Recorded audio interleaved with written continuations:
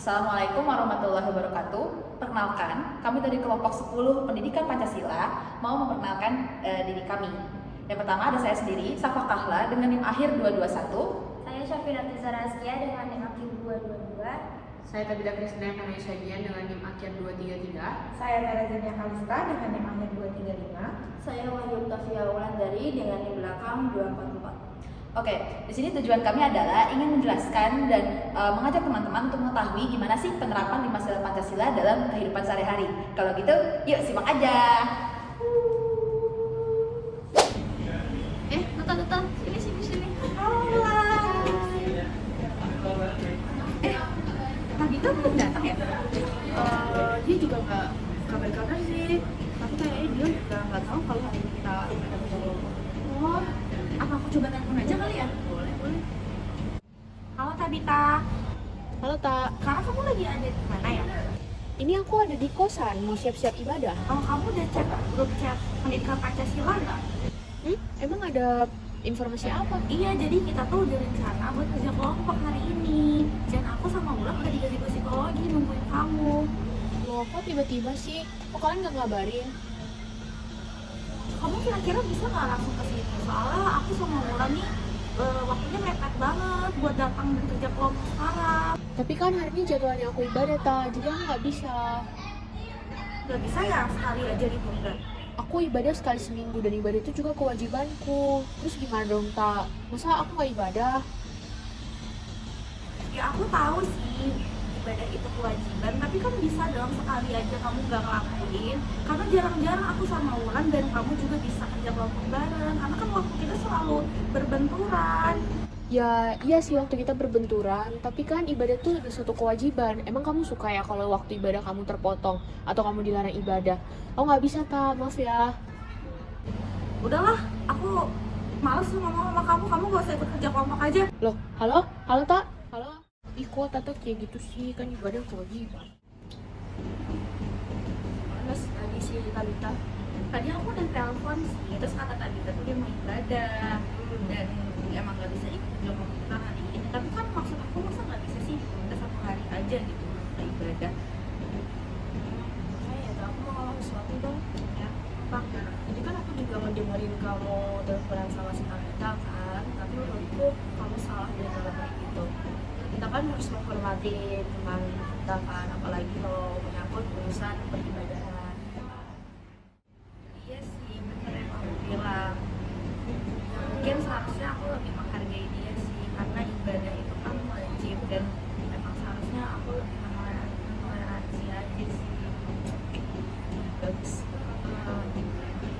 Apa aku telepon dia lagi aja ya untuk minta maaf? Boleh. Aku coba telepon lagi aja, semoga dia memaafin aku ya. Halo Tabita, Halo Tata. aku mau minta maaf atas ucapan aku yang tadi. Soalnya aku tahu seharusnya aku nggak ngomong kayak gitu ke kamu. Seharusnya aku tidak memaksakan kamu untuk meninggalkan peribadatan agama kamu. Aku minta maaf ya. Wah, tadi aku jujur kaget sih, tapi nggak apa-apa kok, aku udah maafin karena ini juga kesalahanku karena aku nggak buka HP, maaf ya. Itu tadi merupakan contoh penerapan dari sila pertama Pancasila, yaitu ketuhanan yang Maha Esa. Dari sila pertama ini kita dianjurkan untuk menaati norma-norma agama yang kita anut. Selain itu, sila ini mengajarkan kita untuk selalu menghargai dan menghormati pemeluk agama lain tanpa diskriminasi ketika mereka beribadah sesuai dengan agama dan kepercayaan mereka.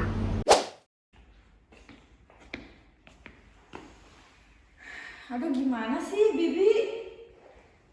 Udah tahu kamarku berantakan gini, bukannya diberesin juga. Udah tahu aku doyan di kamar. Bi.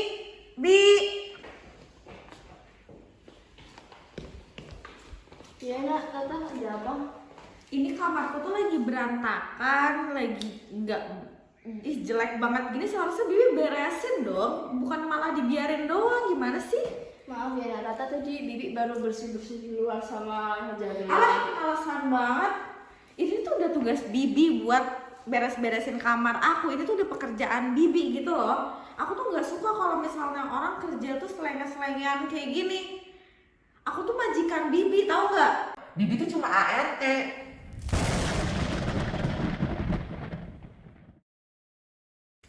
Ada apa ini? Astagfirullahaladzim Tata, kamu gak boleh gitu ke Bibi, minta maaf ke Bibi sekarang. Gak mau, orang bukan aku yang salah kok, orang Bibi yang salah. Udah. Ayo ikut ibu ke ruangan lain yuk, kita ngobrol. Kamu ada masalah apa ke Bibi sampai kayak tadi kayak gitu?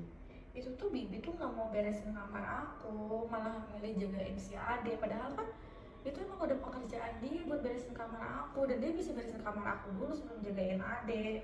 Oke, Mama ngerti. Itu juga menjadi tugas Bibi. Tapi kamu nggak boleh teriak-teriak tadi kayak gitu, nggak sopan kayak lebih tua. Apalagi kamu tadi teriak-teriak gitu kan. Dan oke, tapi Bibi masih ngerjain tugasnya dengan baik.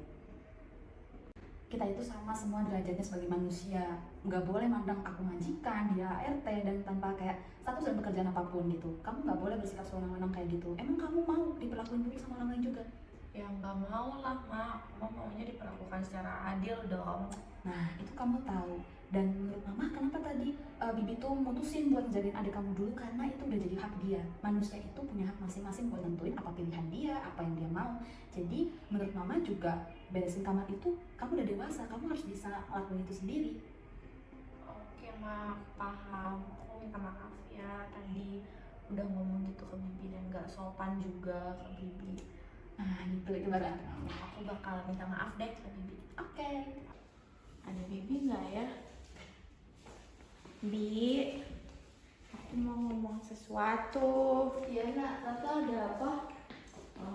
Aku minta maaf ya tadi udah jahat sama Bibi, udah nyakitin hati Bibi dan nggak berlaku adil ke Bibi. Padahal ya walaupun aku majikan Bibi, nggak seharusnya aku bilang kayak gitu ke Bibi.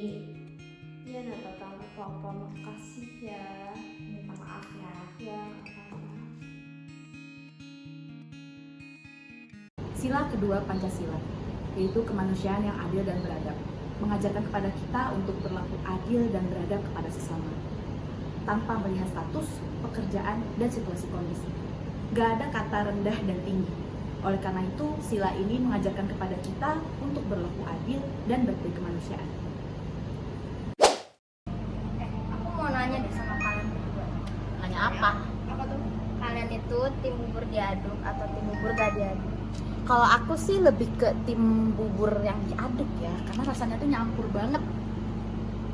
Kalau aku sih yang gak diaduk, kan estetik kan, terus juga menggugah selera makan gitu. Wah, banget please. Ih, kamu tuh aneh ya. Lebih enak bubur diaduk karena rasanya tuh lebih nyatu, kayak Persatuan Indonesia. Canda, kayak persatuan bubur gitu loh. Jadi isinya tuh lebih nyampur nyatu. Nggak sendiri-sendiri. Oh berarti kalau bubur gak diaduk menurut kamu gak enak gitu? Bukan nggak enak, tapi kan kalau misalnya ada kayak unsur-unsurnya gitu, terus kayak ada kacang, ada seledri, kalau kamu nggak diaduk tuh kayak gimana gitu kan? Ya nggak sih, Vina? Udah ya guys, udah ya. Masa perkara bubur aja kalian diperdebatin sih. Aku ini nanya biar tahu pendapat kalian masing-masing. Kalau pendapat kalian berbeda ya nggak apa-apa, asalkan kita harus tetap bersatu. Kayak sila ketiga Pancasila, Persatuan Indonesia. Walaupun kita punya pendapat yang berbeda, ya kita harus tetap bersatu ya guys. Ayo, maafin. Udah, aku minta maaf deh ya kalau aku kurang menghargai pendapat kamu. Udah, aku juga minta maaf ya. Siap.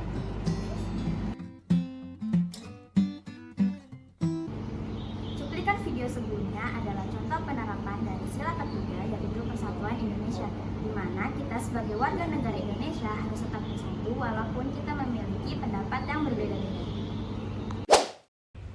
Kalian tahu nggak sih kalau mau ada pemilu ketua kelas F? Kira-kira kalau calon yang mau kalian ajuin siapa? Yang pasti yang terbaik sih. Siapa yang terbaik? Ya Tata lah, dia tuh udah baik banget buat kita nggak sih? Emang Tata ya? Kalau menurut kamu lah?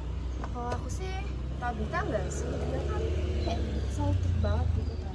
Ya tapi Tabita tuh sibuk gimana sih, dia tuh kurang fokus. Ya, walaupun sih Tabita kayak gitu, tapi emang dia yang terbaik. Jadi menurut kamu Tata nggak ngelakuin yang terbaik gitu? Enggak, bukan gitu maksud. Kamu salah paham tau. Emang Tabita tuh sebaik itu menurutku. Tapi itu karena kamu mengunggulkannya aja. Udah. Kenapa sih kalian tuh berantem dulu? Toh mereka berdua juga berusaha melakukan yang terbaik kan menurut mereka? Ih, tahu nih dia. Kamu yang mulai duluan.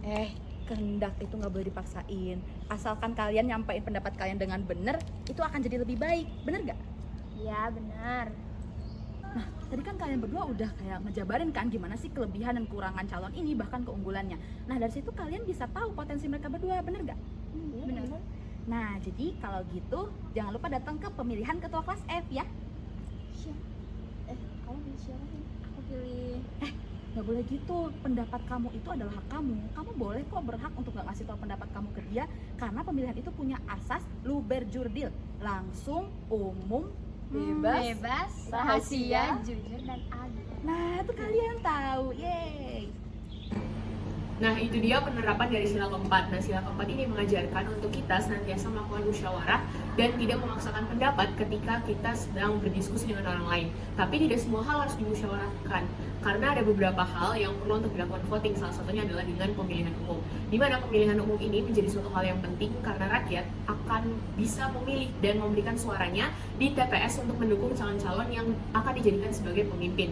Di mana dalam pemilihan umum ini rakyat bisa untuk memberikan aspirasi mereka kepada pemimpin dan juga memberikan kepercayaan kepada pemimpin untuk memimpin bangsa Indonesia. Ini merupakan pesta rakyat dan pemilihan umum ini juga menjadi perwujudan dari slogan dari rakyat, untuk rakyat, dan oleh rakyat, sehingga demokrasi bisa diterapkan di Indonesia. Baik, adik-adik, karena kita udah hampir memasuki pertemuan 16, 2 minggu lagi, jadi saya beri penugasan terlebih dahulu ya. Ini mengenai observasi, nanti datanya, laporannya dijadikan makalah dan deadline pengumpulannya di pertemuan 16. Jadi dimaksimalkan untuk tugas kali ini sebagai pengganti UAS ya. Baik, apakah ada pertanyaan? Bu, izin bertanya, bisa nggak ya kalau misalnya pengumpulan tugasnya itu diundur gitu, dikarenakan kami juga banyak tugas, Bu. Baik, untuk pertanyaannya dari si Sama tadi, menurut saya waktu 2 minggu itu udah cukup karena tugas ini juga nggak terlalu berat juga di kalian, jadi tolong dimaksimalkan karena ini untuk nilai UAS. Baik, begitu. Apakah ada pertanyaan lain lagi? Jika tidak ada, saya tutup. Wassalamualaikum warahmatullahi wabarakatuh. Baik, terima kasih Bu. Makasih, Bu. Guys, kita mau gimana ya? Maksudnya kan kita tiap hari tuh udah ngubungin Tabita, tapi responnya tuh cuma iya aja, tapi nggak dikerjain tugasnya. Gimana? Emang sih Tabita tuh terlalu sibuk organisasi gitu loh, sampai dia lupa penugasan kita sekarang. Terus aku dengar ya dari temenku yang lain itu kalau misalnya Tabita itu emang suka hilang gitu. Kalau menurutku nih saranku, mending kita bilang aja ke bulan ya kan. Dia apa ya? Kalian emang rela nilai kalian tuh dibagi 4 padahal ngerjain cuma kita 3. Aku sih nggak rela ya. Berarti kapan kita mau ngomongin bulan? Kayaknya besok gak sih? Semakin cepat semakin baik. Aku setuju. Oke. Permisi Bu, jadi Ya. saya mau kasih komplain tentang teman saya namanya Tabita Bu. Jadi kan ini kerja kelompokan Bu ya, tapi dia tuh suka hilang-hilangan gitu Bu. Dan kita tuh sebagai teman kelompoknya udah berusaha buat menghubungin dia berkali-kali, tapi dia tuh nggak ada itikat baiknya gitu loh Bu, cuma iya aja gitu. Jadi saya minta saran dari Ibu nih, seharusnya kita sebagai kelompok tuh bagaimana Bu? Tuh. Oh gitu ya Dik Tata. Besok Ibu coba bantu buat ngomong ke Dik Tabita buat biar mau ngerjain tugas. Besok kan ada kelas Ibu kan, jadi besok saya bantu. Oke, baik. Terima kasih banyak Bu sudah mendengarkan saya. Selamat siang Bu, ada yang mau saya nih Bu. Jadi ini ya Dik Tabita. Assalamualaikum kepada saya lebih gila cantik banget Brody. Kalian kok baik banget sih?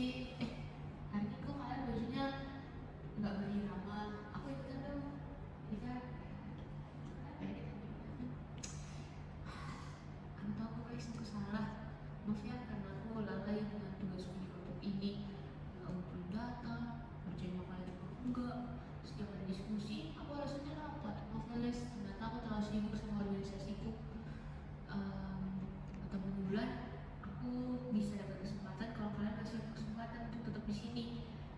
Tapi semua keputusan ada di kalian kok. Jadi aku akan ikuti keputusan kalian. Kalau ternyata kesempatan itu udah gak ada, aku akan bilang ke bulan kalau aku keluar dari kelompok dan ya aku kerjain tugasku sendiri. Bisa guys. Ya, syukur deh kalau kamu udah tahu kesalahan kamu apa. Tapi setelah kamu tadi diskusi juga, ya kita putusin buat terima kamu di proyek kita. Tapi sebelumnya, data kelompoknya itu udah lengkap. Kamu mau nggak sekiranya kalau dapat bagian untuk melengkapi makalah aja? Oke, gak apa-apa kok. Nanti aku lengkapin makalahnya. Nanti dari datanya aku ulang juga gak apa-apa. Makasih ya guys. Kalau kamu ada yang paham, nanti kita siap bantu kamu. Siap, nanti aku bimbing. Makasih guys. Ya, kalian tuh paling keren. Iya. Nah, itu tadi penerapan Pancasila sila kelima sebagai mahasiswa. Walaupun banyak hal positif yang bisa kita lakukan seperti melakukan kepanitiaan dan organisasi, namun kita harus ingat tujuan utama kita menempuh pendidikan di sini. Dan kita harus bertanggung jawab untuk mengimbanginya. Walaupun realitanya sulit, tapi jika kita berusaha pasti kita bisa.